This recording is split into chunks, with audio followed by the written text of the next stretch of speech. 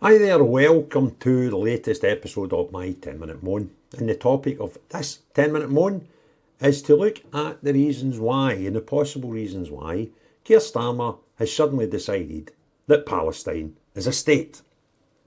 Now, there are a few reasons that could justify such a thing or give us the reasons behind making such a decision. And the first one could be that Keir Starmer's a Fabian, and the Fabians have just decided that that's the way they want things to be. The other one you've got worth considering is the fact that our new Home Secretary, who's in charge of such things, is Mahood, who has already been at many protests where she wants a free Palestine.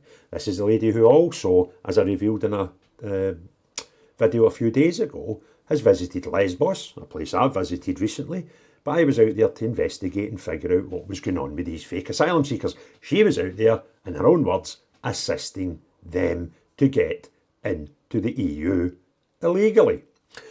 But there's a third thing, which I wasn't aware of until recently, and that is the fact that pro-Palestine independent candidates have won another council seat from Labour as confidence in Sir Keir Starmer's party continues to dwindle.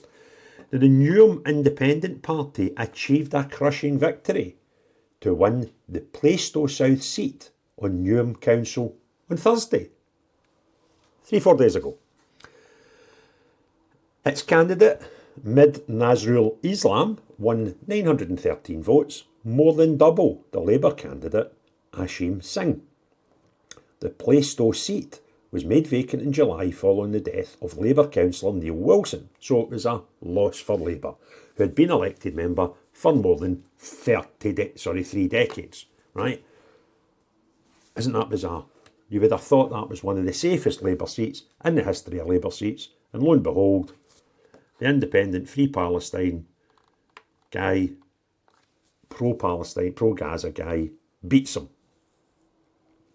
It's a bit bizarre, isn't it? And the story goes, Reform came third, followed by the Green Party. Well, they came fourth, and then the local Conservatives. Imagine the Green Party beating Conservatives. That maybe tells you a lot about the Conservatives. In a post on X, the New Independents described the win as a stunning victory, adding that the party will continue to build on this victory going into the elections in May 2026. So they're already making a threat to the Labour Party, who hold that constituency seat, or the local constituency seats. The Prime Minister, no, wait a minute, hold on. Oh, missed a bit. Mr Islam becomes the party's fourth member on the council, where they have now formed an official opposition. Labour has lost several other council by-elections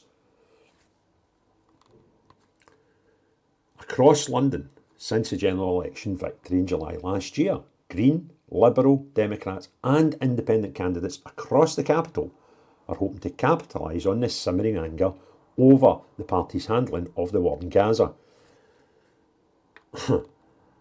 It's fantastic, isn't it? As well as rising bills ahead of a full set of local elections set to take place in May, right? The Prime Minister is expected, obviously this story was written a few days ago, the Prime Minister is expected to officially recognise the state of Palestine this month.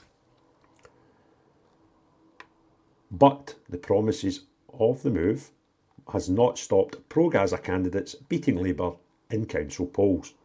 Ilford Independent Noor Jahin Begun beat Labour's Jaz Athwal to win the Redbridge council seat in March.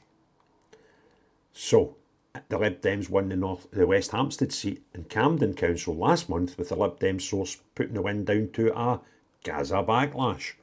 In the Prime Minister's own backyard in West London, independent Theo Denison won the Sion and Brentford Lock seat in Hounslow by just 12 votes in March.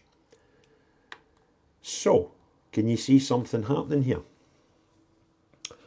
They've lost seats to the Green Party in Brighton and Hove and to Reform in Cardiff. The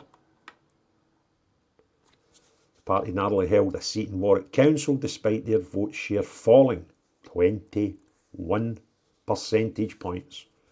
The party is trailing Nigel Farage's reform in opinion polls, and questions are now being asked about Sir Keir's leadership. Greater Manchester Mayor Andy Burnham and Health Secretary Wes Streeting, something strange about him today, have both been mooted as potential replacements should the Prime Minister be ousted as Labour leader. So that's a bit interesting, because Wes Streeting, he was front and centre today when they had this ceremony where the Palestine embassy is going to be in London. And two people that were there I found particularly strange, because I'm Scottish, and one of them was Scotland's own First Minister, who has no devolved powers at all of any foreign policy. So I find it very odd that he should be standing and seem to be a special guest, because not only was he there was photographs from the inner sanctum where they were all eating nice desserts and things, and guess what? Mr. Swinney was there. And outside, when the big group photo, with all the sort of normal or more normal people, not the special guests, Labour Scotland's leader, Anas Sarwar, was there.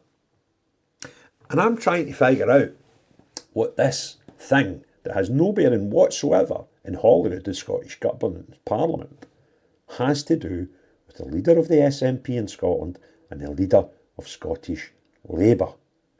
Could it be they're trying to muscle in this win of certain votes when we get to Holyrood in 2026, when we have the elections? I think more than probable. And it is strange, because one other thing that I've been talking about for a while now, one of the most notorious places to take money off people, predominantly in the West, for Gaza is UNRWA. That's the United Nations refugee group purely for Palestinian refugees. There is one for worldwide, the UNHCR, but for the Gazans only, there's this separate body, which was the subject of some strange decisions by Humza Yousaf when he was the First Minister, when he overturned a government decision to give £200,000 to UNICEF for a clean water fundraiser that they were doing, and he decided no, that wasn't good enough, and he overturned his own government's decision, upped it to 250,000 and gave it to UNRWA, who a month earlier had received £500,000 from the Scottish Government. So this was in total £750,000 went to UNRWA, and I'm sure these things are not connected, but within 48 hours his in-laws were granted free passage out of Gaza when it was quite difficult to get out of Gaza. I'm sure these things are not connected, they just happen to be coincidental. So this UNRWA, who look after refugees, they will obviously stop receiving money from all Scottish and Westminster governments. For the simple fact, when you become a state, you have your own people. You therefore have no refugees. So why would UNRWA need to take any money from the Scottish or the UK governments going forward? Because those two buildings now have told us that they believe Palestine is a state, and therefore they have their own people. Stay tuned, because I guarantee you they'll still want to give them money. So if you enjoyed the video, give it a thumbs up, put your comments below, and hit the share button. If you've not already done so, please hit the subscribe button. And most important of all, unless you're the type of person that makes really strange decisions when it seems perfectly evident that you're doing it for other people's benefit, then not you. But everyone else, have a great day. Cheery bye now.